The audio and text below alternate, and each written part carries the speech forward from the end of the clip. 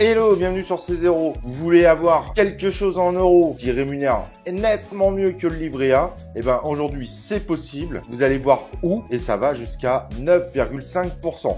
Pour ceux qui aiment ce type d'investissement, ça peut être un très bon plan qui vient d'arriver et vous allez voir que c'est lié à un stablecoin qui est adossé à l'euro. Allez, on regarde ça tout de suite sur cette vidéo. Let's go!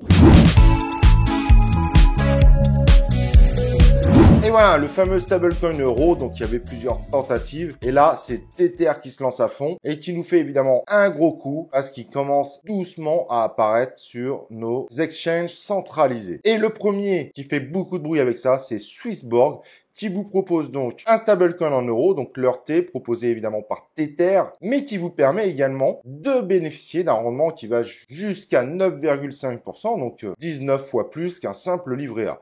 Il faut être honnête, c'est quand même intéressant. Alors aujourd'hui, il est clairement très loin dans le market cap, 2865e, mais est-ce que du coup, tous les Européens ne vont pas être intéressés par faire leur trade en ERT et donc abandonner tout ce qui est USDT, USDC, BUSD? Parce qu'au final, pour eux, la vraie valeur de la vie, elle est adossée à l'euro. Donc ça pourrait être le déclencheur qui amène vraiment ce stablecoin à se déployer fortement en Europe. Donc vous pouvez aller sur Swissborg, faire ce qu'il faut pour faire vos rendements. Bref, c'est une entrée fracassante et qui pourrait changer énormément l'univers de la crypto-monnaie en Europe, mais également sur le reste du monde. Parce que si les gens s'aperçoivent que le dollar commence à partir en inflation, ils passeront potentiellement en ERT. Et vu les phénomènes qu'il peut y avoir, évidemment, avec les institutions, parce que c'est eux aussi qui vont renforcer tout ça, on pourrait très bien se retrouver avec un ERT dans le top 10 des crypto-monnaies en 2022. Ça paraît loin aujourd'hui, mais c'est fortement possible. Donc l'ERT, il faut pas l'ignorer, il pourrait complètement changer la cryptosphère parce qu'il y aura probablement énormément de monde qui voudront plutôt s'axer sur un stablecoin en euros qu'un stablecoin en dollars.